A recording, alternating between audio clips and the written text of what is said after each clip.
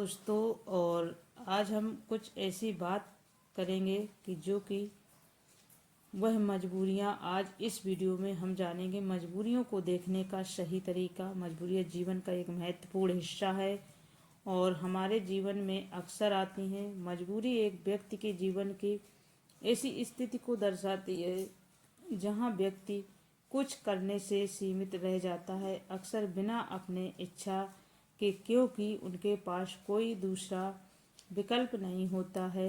ऐसी स्थिति में हम जो करना चाहते हैं हम वह चाहकर भी कर पाते। यह ऐसी परिस्थिति होती है जहां हम हर व्यक्ति अपने मन के अनुसार चुनाव नहीं कर सकते और अपने हथियार डाल देते हैं। मजबूरी में हमें अक्सर वही करना पड़ता है जो हमारे सामने रखा गया हो, ना कि वह जो हम करना चाहते हैं। ये मजबूरियां हमारी आर्थिक, सामाजिक, पारिवारिक और व्यक्तिगत स्थितियों से जुड़ी होती हैं। कुछ लोग मजबूरियों से कोसों दूर भागते हैं, कुछ लोग उनका डटकर सामना करते हैं। मजबूरियों से निपटने के लिए नए तरीके ढूंढते हैं। तो आइए इस कहानी के माध्यम से जानते हैं कि हमें कैसे अपने जीवन की एक मजबूरी को अवसर में बदल सकते हैं। ये कहानी है एक व्यक्ति के बारे में जो बहुत दुखी था।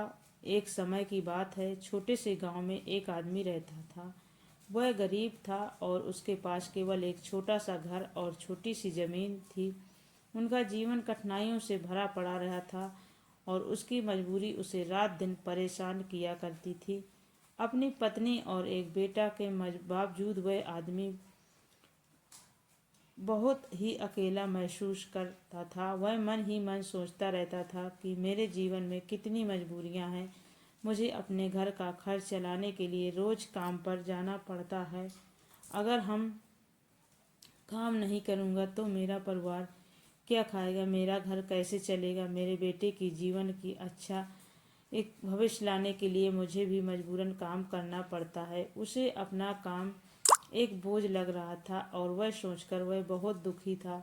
एक तरफ जहाँ लोग उसे गांव के तालाब पर मस्ती करने आते और जब अपने दोस्तों के साथ सुकून भरा वक्त गुजारते आते, वहीं इस आदमी को वहाँ मजबूरन मछलियाँ पकड़नी पड़ती थी ताकि उसके घर में खर्चों के खाने पर होने वाला खर्च कम ना हो सके और उसका परिवार यह तालाब से पकड़ी हुई मछलियाँ खा सके। वह आदमी मजबूर था और वह अपने परिवार को खुश देखना चाहता था, पर उसकी मजबूरियां ने उनसे घर से सुख और शांति का खत्म ही कर दिया था।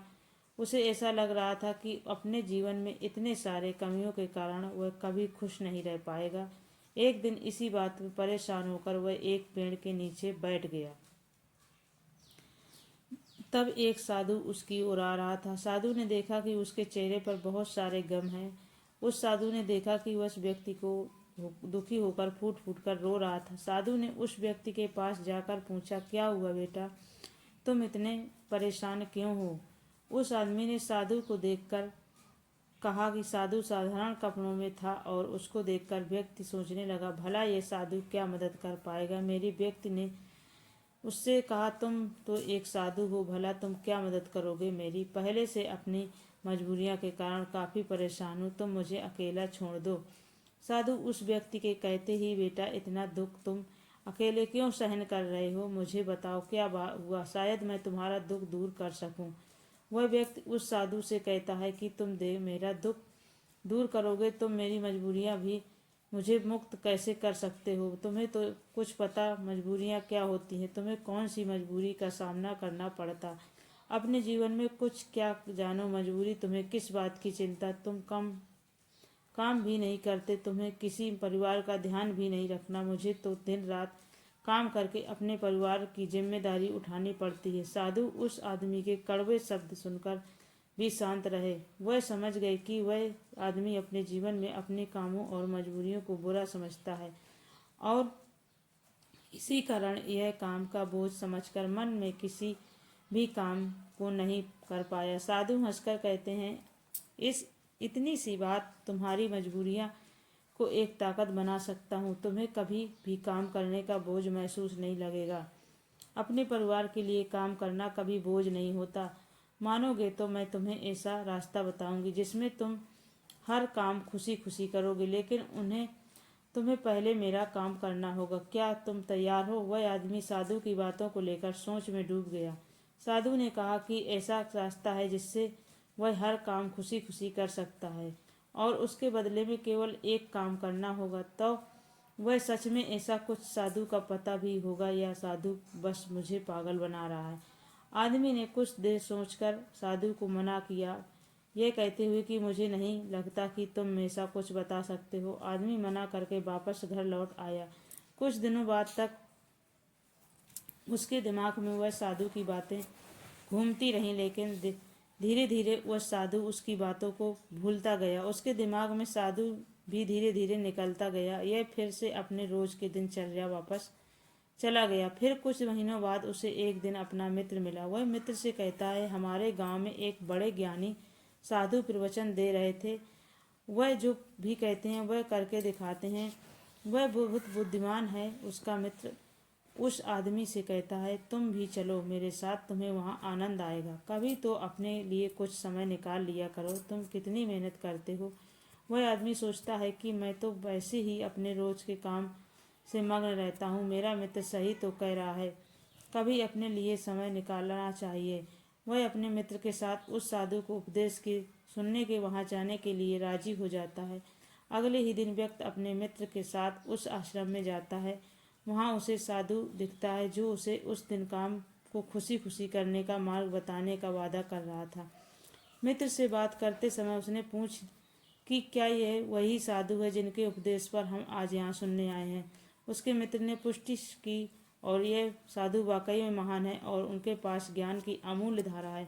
और जो उसके पास तो स्वयं राजा भी ज्ञान दे लेने आते हैं। वह आदमी अपने मित्र से कहता है कि इस साधु से मिल चुका हूँ। फिर वह आदमी अपने मित्र की सारी बात बताता है। उसका मित्र पूरी बात सुनकर कहता है, अगर ये साधु ने तुम्हें वचन दिया है तो अवश्य ही वह उसे पूरा करेंगे। तुम्हें उनसे फिर से मिलना चाहिए। आदमी फिर मन ही मन सोचता है कि क्या मेरा अब उनसे मिलना ठीक रहेगा? मैं उन साधु के पास जाऊं कि नहीं? वह मेरे बारे में क्या सोचेंगे? परंतु अब उसके मन में यह विश्वास था कि साधु उस दिन उसे पागल नहीं बना रहे थे और अगर थोड़ी सी ही उम्मीद की होती तो ऐसा रास्ता जान लेता जिससे मुझे कोई भी पीछे पीड़ा छोटी लगने लगती और उस काम का खुशी खुशी करूँगी तो यह मुझे जानना भी, फिर भले ही मुझे उन साधु के सामने शर्मिंदा क्यों ना होना पड़े, चाहे वो कुछ भी हो, इस मौके का अपने हाथ में जाने नहीं दूंगा। यही सोचकर वह आदमी उन साधु से मिलने का निश्चय करता है। उपदेश समाप्त होते ही शाम हो चुकी थी। जैसे ही वह उपदेश समाप्त हुआ, सब लोग आश्रम से बाहर जाने लगे। वह आदमी उस साधु के पास जाता है। वह आदमी कहता है, गुरु, क्या आपको याद है मैं आपको मिल चुका हूँ। मुझे माफ़ करना, मैंने आपको उस दिन काफ़ी भला बुरा कहा और मैं उस वजह से बहुत शर्मिंदा हूँ। मुझे आप बहुत पछतावा हो रहा है, परंतु क्या आप मुझे वह मार्ग बता सकते हैं जिसमें मैं खुशी खुशी काम करूं? आपका कोई भी काम करने के लिए तैयार हूं। साधु हंसते हुए कहते हैं, हाँ मुझे याद है, तुम वही आदमी हो जो उस दिन दुखी हालत में मुझे मिला था। ठीक है, मैं अपना वादा पूरा कर दूंगा, लेकिन अब शाम हो चुकी है और मैं पूरे दिन उपदेश देकर थक गया हूँ, तो मुझे कल सुबह इसी आश्रम के बाहर मिलना।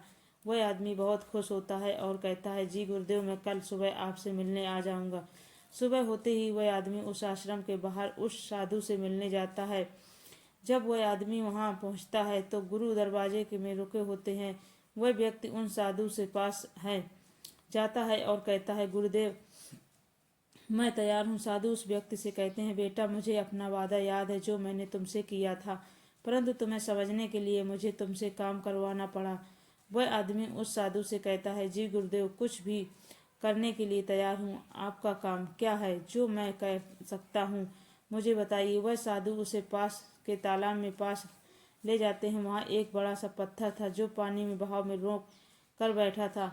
साधु उस व्यक्ति से कहते हैं, बेटा, क्या तुम्हें यह पत्थर दिख रहा है जो पानी में बहाव में रोक कर बैठा है हुआ है? व्यक्ति कहता है। फिर साधु कहते हैं, तुम्हें इस पत्थर से यहाँ से हटाना है। जैसे ही तुम इस पत्थर को हटाओगे तुम्हें तुम्हारे प्रश्नों के उत्तर मिल जाएंगे। व्यक्ति कहता है, लेकिन गुरुदेव ये कैसे मुमकिन है, ये तो इतना बड़ा पत्थर है, इसे कैसे हटाऊं? फिर इस पत्थर को हटाने से मेरे जीवन की मजबूरियां कैसे हट जाएंगी? मुझे कुछ समझ नहीं आ रहा है। साधु कहते हैं, तुमने कहा था कि तुम मेरा कोई भी काम कर दोगे, तुम्हें इस पत्थर को हटाना ही पड़ेगा, अन्यथा मैं तुम्हारे प्रश्नों का उत्तर न कभी नहीं बताऊंगा। अब मैं अपने आश्रम जा रहा हूँ, जब तुम ये काम नहीं कर दोगे उसके बाद में मुझसे मिलने आना। इतना कहकर साधु अपने आश्रम की ओर बढ़ गए। उस आदमी ने सोचा, मुझे ये समझ नहीं आ रहा कि गुरुदेव मुझसे इस पत्थर को हटाने का काम क्यों दे रहे हैं, लेकिन जो कुछ भी है मेरे समस्याओं का हल तो मुझे चाहिए। मैं अपने जीवन में बहुत दुखी हूँ और अगर मुझे इस पत्थर को हटाने से मुझे गुरुदेव उत्तर बता देते हैं तो ठीक है गुरुदेव, अगर मैं ये करने से कहकर इससे जरूर कोई बात होगी। इतना सोचकर आदमी उस पत्थर को हटाने को प्रयास शुरू करता है, लेकिन इस पत्थर इतना विशाल भारी या थोड़ा ही नहीं हिला, कुछ नहीं। बहुत देर बाद थक हार कर उसने अपने पीठ के बल पर लेकर फिर से प्रयास किया। उस पत्थर को हटाने की कोशिश की। उसने देखा कि वह पत्थर थोड़ा सा अपनी जगह से हिल गया। जैसे ही वह थोड़ा सा सीधा हुआ, वह पत्थर फिर अपनी जगह पर वापस आ गया। उस आदमी का आत्मविश्वास टूट गया। वह मन ही मन सोचता है कि ये कैसा काम दिया है मुझे साधु ने, यह पत्थर तो हिलने का नाम ही नहीं ले रहा है। बाहर तुम बहुत धूप थी। वह आदमी पसीने से भीग जाता है और वह आदमी बीच में ही रुक जाता है और फिर उसे उन साधु की शर्त याद आती है जिसके मुताबिक अगर वह उसका काम नहीं करेगा तो उसे वह नहीं मिलेगा जो वह चाहता है, वह काम करना ही प्रकार की मजबूरी ही। काफ़ी समय बीत जाने के बाद वह आदमी पास में ही एक पेड़ देखता है और उस पेड़ के देखते ही एक तरकीब सूझी। उसने सोचा, क्यों ना मैं इस एक लकड़ी के टुकड़े को पत्थर के नीचे फंसाकर उस लकड़ी पर अपना वजन रखूं। इससे मुझे कम जोर लगाना पड़ेगा और लकड़ी बड़ी हो और मजबूर होने के कारण उसका परिणाम ज़्यादा लोग। ये आदमी तुरंत ही एक लकड़ी विशाल लकड़ी तोड़ने लगा जाता है। जैसे जैसे उस आदमी ने एक लकड़ी उस पेड़ के निकाली, उसके सारे छोटे टहनियों और पत्ते को तोड़कर एक सीधी लकड़ी तैयार की जो इस्तेमाल करे उसे। उसने उस पत्थर के अगल बगल एक खड्डा खोदा जहां वह लकड़ी को डाल कर सके। उस आदमी ने लकड़ी का एक छोर पत्थर के नीचे फंसाया और वह आदमी अपने हाथों में दो बड़े पत्थर लेकर लकड़ी के दूसरे ओर बैठ गया और देखते ही देखते वह पत्थर अपनी जगह से हट गया और पानी का बहाव फिर से चालू हो गया। वह आदमी बहुत खुश हुआ, आत्मविश्वास महसूस हुआ। वह दौड़ता हुआ उन साधु के पास गया और कहा, गुरुदेव मैंने कर दिखाया, मैंने उस पत्थर को हटा दिया, मैंने अपना वचन भी पूरा किया। साधु पूरी बात उस आदमी की सुनने के बाद कहते हैं, तुमने अच्छा काम किया, मेहनत की, तुमने तरकीब भी निकाली और तुमने अपने दिमाग का भी इस्तेमाल किया। लेकिन मुझे एक बात बताओ, क्या तुम्हें लगा कि तुम यह काम कर पाओगे? आदमी कहता है, नहीं गुरुदेव, मुझे नहीं लगा था कि मैं इतना बड़ा पत्थर हटा पाऊंगा। साधु पूछते हैं, क्या लगता है तुम्हें, तुम ये ये सब क्यों कर पाए? आदमी जवाब देता है, क्योंकि आपकी शर्त जरूर थी, अगर मैं नहीं करता तो मुझे अपने जवाब नहीं मिलते।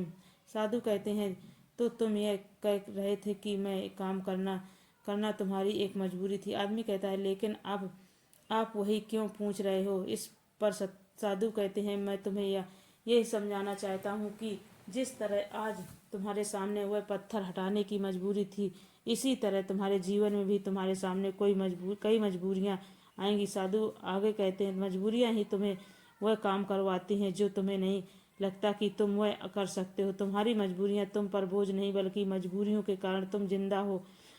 तुम खुद सोचो, अगर तुम्हारे ऊपर मजबूरियां न होती और काम करके अपने परिवार के लिए कमाई करने की कोई पाबंदी ना होगी तो क्या तुम अपने घर से बाहर भी निकलते नहीं ना?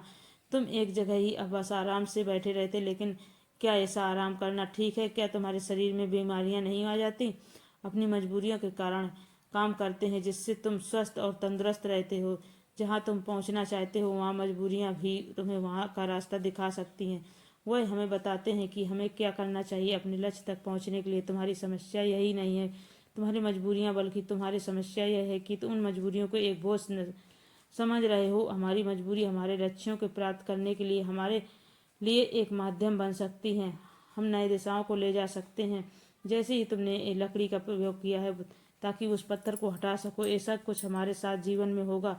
जब हमसे ऊंचे स्तर के लोग, जैसे ही हमारे बांस या फिर माता पिता, फिर कोई गुरु हमें कोई कठिन काम देते हैं तो हमें लगता है कि ये काम हमारे लिए बहुत मुश्किल है। उदाहरण के रूप के हमारे बांस हमारे एक बड़े कठिन काम संभालने काम देते हैं। जब तुम्हारे व्यापार में कोई विरोधी व्यापारी तुम्हारी तकलीफ बढ़ा देता है, तुम्हारे लिए मुश्किल होता है, तुम कैसे उसका सामना करोगे? अक्सर हम नहीं चाहते ऐसी समस्या हमारे सामने आए, लेकिन सच्चाई तो यह है कि हमारे सामने हमें हमारे लक्ष्यों को प्राप्त करने को रोक रही है।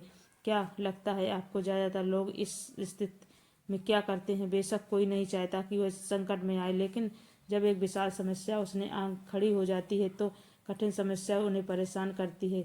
क्या करते हैं लोग जब हमारे जीवन में विशाल और भयानक समस्या आती है? हकीकत में हमसे सवाल पूछती हैं, क्या तुम इस लक्ष्य के काबिल हो? क्या तुम इस परीक्षा का सामना कर सकते हो? आप क्या करोगे? आपका उत्तर इस प्रश्न में क्या होता है जब हमारे सामने एक समस्या खड़ी हो जाती है जिसका समाधान आपकी मुश्किल होता है? क्या आप भाग जाओगे? आपके लक्ष्य किस्मत के हाथों छोड़ देंगे? अगर हम इतिहास में और देखेंगे, हजारों लोग इन प्रश्नों के उत्तर ना दिया होगा। उन्होंने अपने हथियार डाल दिए होंगे, अपने लक्ष्य को छोड़ दिया हो, सिर्फ इसलिए क्योंकि वह सामने खड़ी समस्या आ गई। ऐसा आज ही युग में करते हैं। हम हर